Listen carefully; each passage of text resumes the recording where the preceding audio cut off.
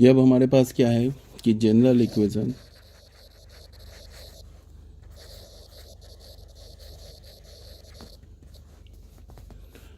Of second degree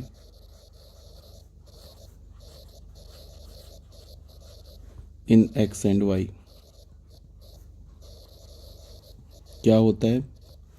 ये होता है a x square plus 2hxy plus b y square plus 2gx plus 2fy plus c is equals to 0 will represent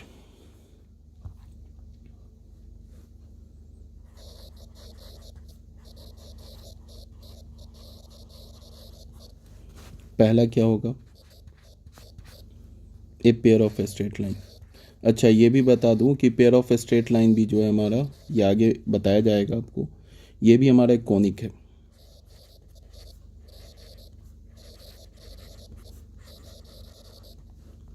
if एक word हमने use किया delta, ये भी याद रखना है। ए बी सी, डेल्टा को हम लोग क्या बोलेंगे? A B C plus 2FGH minus AF square minus BG square minus CH square is equals to 0। ये याद रखना है। कहाँ से आया इसका प्रूफ भी दिया जा सकता है, बट अभी टाइम बिंग प्रूफ याद रखने की या प्रूफ देने की ज़रूरत नहीं है।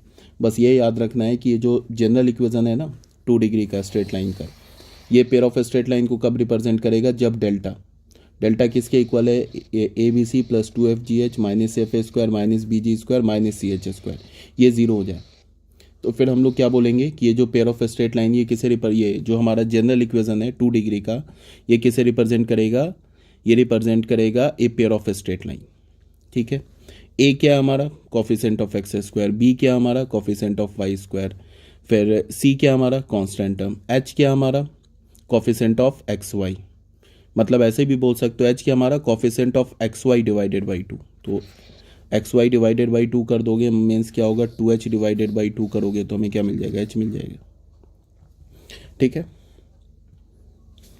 एक्स वाई के कोफिशिएंट को 2 से डिवाइड करोगे तो h मिल जाएगा। f क्या हमारा?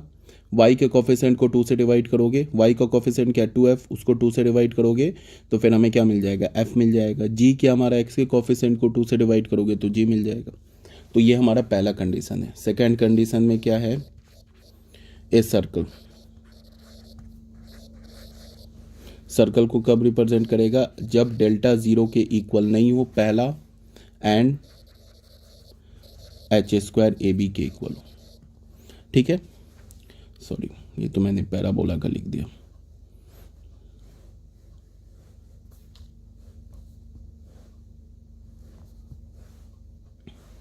कब होगा? डेल्टा 0 के इक्वल होना चाहिए, फिर क्या होना चाहिए? a is equals to B. A is equals to B बोलने का मतलब ए बी के इक्वल हो, means coefficient of X square and coefficient of Y square. ये ऑलरेडी यहाँ पे बताया, coefficient of X square and coefficient of Y square, ये बताया ना यहाँ पे, ये इक्वल हो। और उसके बाद क्या हो? h is equals to 0। h0, अगर यहाँ पे h0 हो जाएगा तो फिर ये एक्स वाई वाला टर्म 0 हो जाएगा। ठीक है। तो ये सर्कल को रिप्रेजेंट करेगा। थर्ड में क्या है? A parabola. पैराबोला कब होगा? इसमें भी इफ डेल्टा हमारा 0 के इक्वल नहीं हो एंड h स्क्वायर AB के इक्वल हो। फोर्थ में क्या है? फोर्थ में है एन इलिप्स। इलिप्स में कब होगा? If delta is not equals to 0 and h square क्या हो? लेस देन AB हो। फिफ्थ में क्या है? A hyperbola. हाइपरबोला कब होगा? If delta is not equals to 0 and h square क्या हो? AB से बड़ा हो। और एक 6 भी होता है रेक्टेंगुलर हाइपरबोला, आगे बताया जाएगा।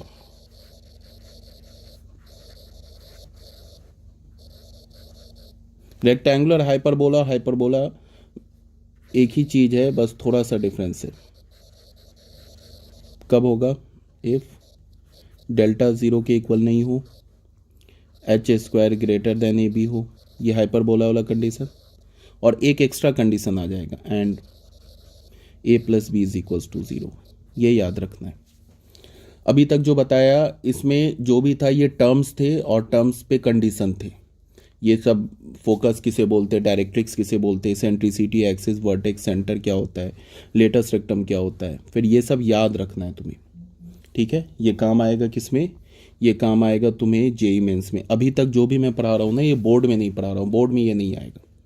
ठीक है, बोर्ड में क्या आएगा वो ऑलरेडी मैं आपको जब स्टार्ट करूँगा बता दूंगा। अब हम लोग फाइनली पैराबोला पे आते हैं। पैराबोला का डेफिनेशन क्या होता है?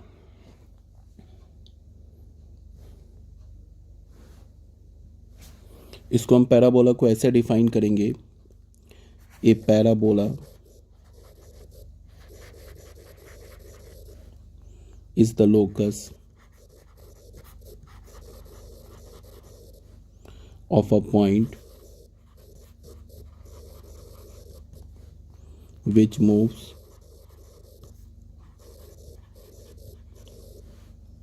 in a plane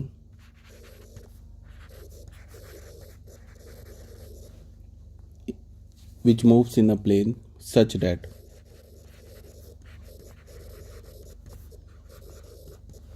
its distance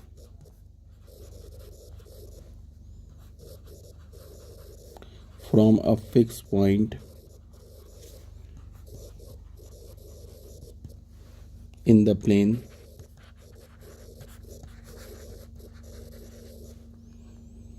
is always equals to its distance from a fixed straight line।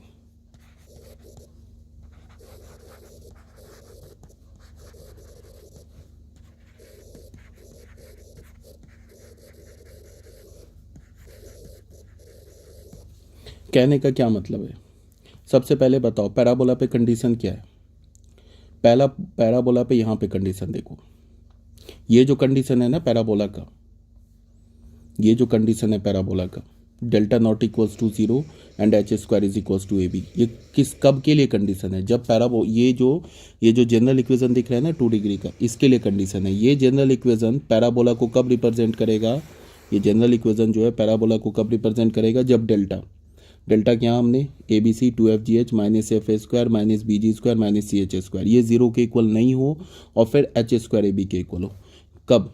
इस second degree equation in x and Y, इसके लिए कंडीशन है। अब पैराबोला के लिए यहाँ पे हमने स्टार्टिंग इसेंट्रिसिटी में क्या बोला था? इसेंट्रिसिटी में पैराबोला के लिए बोला था ना ई 1 के इक्वल होगा।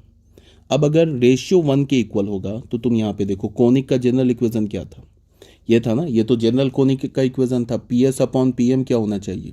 कांस्टेंट के इक्वल होना चाहिए। ठीक है, अब अगर इस कांस्टेंट को तुम 1 के इक्वल कर दोगे तो फिर P S upon P M is equals to 1, तो फिर P S is equals to P M हो जाएगा। मतलब पी पॉइंट का डिस्टेंस इस फिक्स पॉइंट से और पी पॉइंट का डिस्टेंस इस फिक्स स्ट्रेट लाइन से इक्वल हो जाएगा। तो अगर ऐसा होगा तो फिर वो पैराबोला हो जाएगा। तो यही बात यहाँ पे लिखा हुआ है, यहाँ पे इसी बात को डिफाइन किया है। A parabola is the locus of a point which moves in a plane such that its distance from a fix point, fix point को हम क्या बोलते हैं? फोकस बोलते हैं। इन द प्लेन, एक ही प्लेन पर फिक्स पॉइंट है और एक ही प्लेन पर जो हमारा फिक्स स्ट्रेट लाइन है। ठीक है, इस distance from a fix point in the plane is always equal. उस फिक्स पॉइंट का डिस्टेंस जो मूविंग पॉइंट है उसका डिस्टेंस एक फिक्स पॉइंट से और एक स्ट्रेट लाइन से हमेशा इक्वल डिस्टेंस होगा, तब उसे हम क्या बोलेंगे? पैराबोला बोलेंगे। जैसे इसको तुम एग्जाम्पल के तौर पे ऐसे समझ सकते हो कि यहाँ पे हमारा ये फिक्स स्ट्रेट लाइन है, इसको हमने क्या बोला? डायरेक्ट्रिक्स बोला। और ये हमारा पॉइंट एस है, इसको हमने क्या बोला? फोकस बोला। और अगर मैंने बोला कि ये जो पी पॉइंट है, ये मान लो x comma y p point है, ये अगर पैराबोला पे लाई करता है तो फिर क्या होगा? पी एस ये डिस्टेंस और ये इसको डिस्टेंस हमने एम लिया, पी एम। ये क्या होना चाहिए? P S upon P M. ये क्या होना चाहिए? इसेंट्रिसिटी क्या होता है? 1 होता है। तो यहाँ से हमें क्या पता चला? P S is equals to P M. इसका मतलब क्या हुआ? Distance of point P point का डिस्टेंस फ्रॉम द फोकस से is equals to distance of point P from the directrix, ये इक्वल होगा। ठीक है ना बच्चों, आ जाओ क्वेश्चन नंबर 1 में। इसमें क्या बोल रहा है, इसमें बोल रहा है कि find the equation of the parabola. Parabola का इक्वेशन निकालो। फोकस का कोऑर्डिनेट दे रखा है और डायरेक्ट्रिक्स का इक्वेशन दे रखा है। मान लो कि ये डायरेक्ट्रिक्स है, ठीक है। इसका इक्वेशन क्या है, x plus Y is equals to 4, और ये हमारा फोकस है। ये हमारा क्या है, फोकस है। हमने मान लिया कि ये जो पॉइंट P है ये पैराबोला पे लाई करता है। इसका इक्वेशन x, y मान लिया। तो फिर क्या हो जाएगा, according to the definition of parabola, P का डिस्टेंस S से, ठीक है, और P का डिस्टेंस परपेंडिकुलर डिस्टेंस, मान लो ये m है, तो ये जो डिस्टेंस और ये जो डिस्टेंस है इक्वल हो जाएगा। तो क्या हो जाएगा, according to the definition of parabola,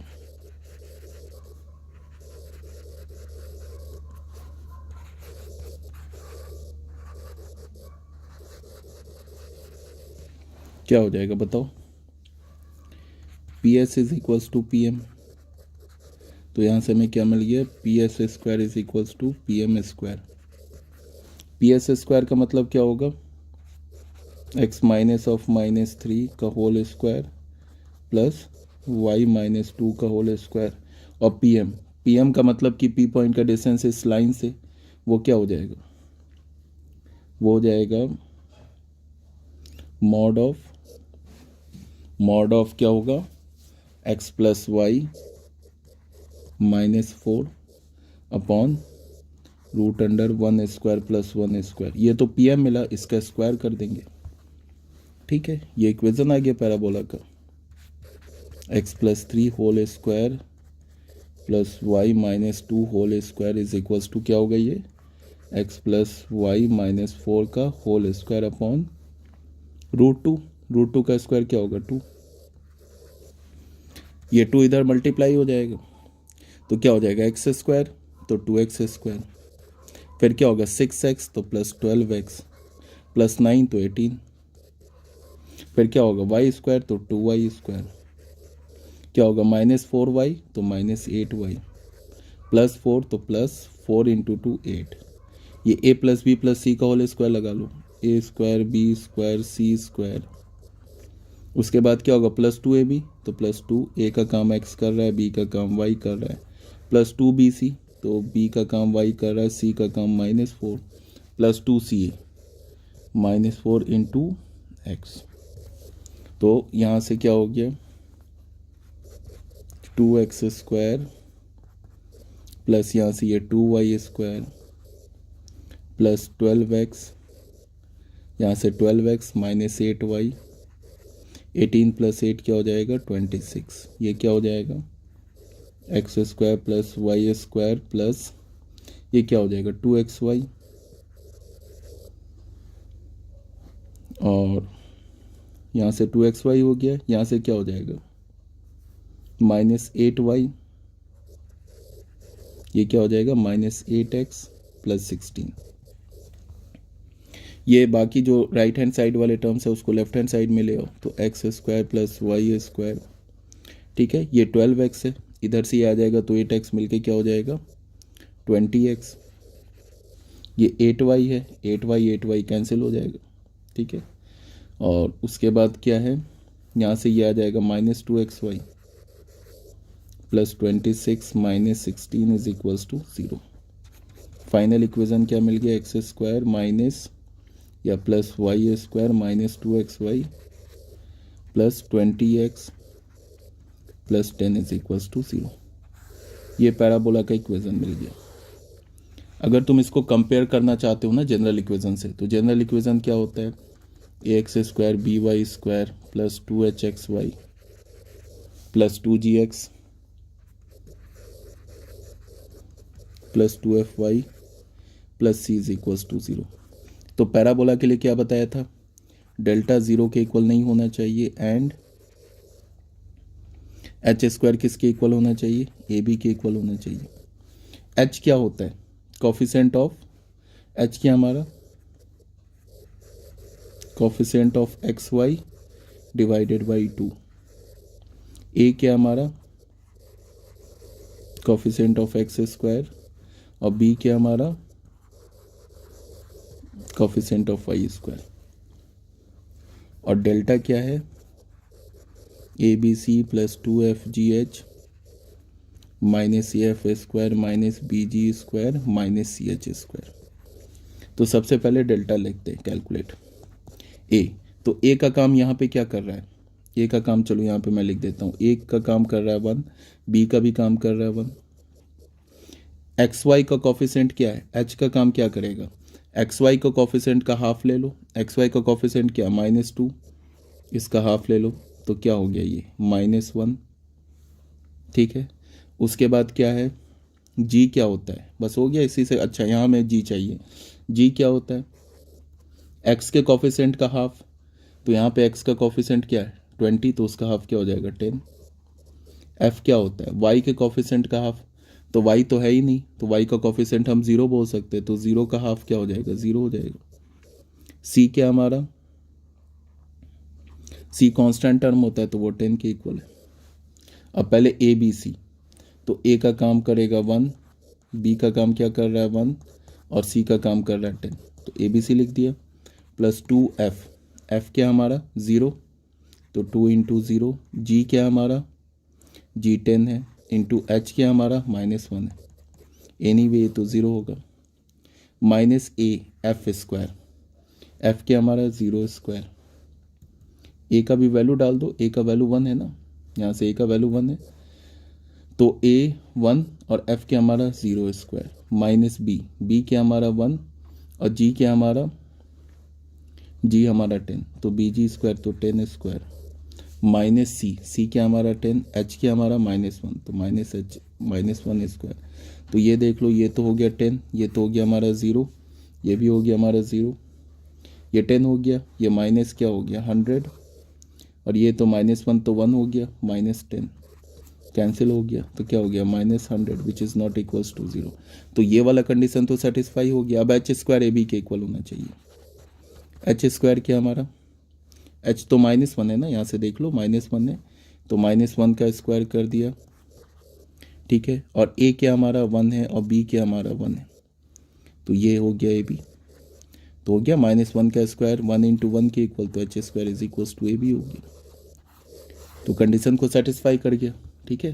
पहला कंडीशन क्या सेटिस्फाई किया, H square is equals to A B and delta is not equals to 0। तो इसको इक्वेशन 1 बोल दिया हमने। तो इक्वेशन 1 क्या रिप्रेजेंट करेगा,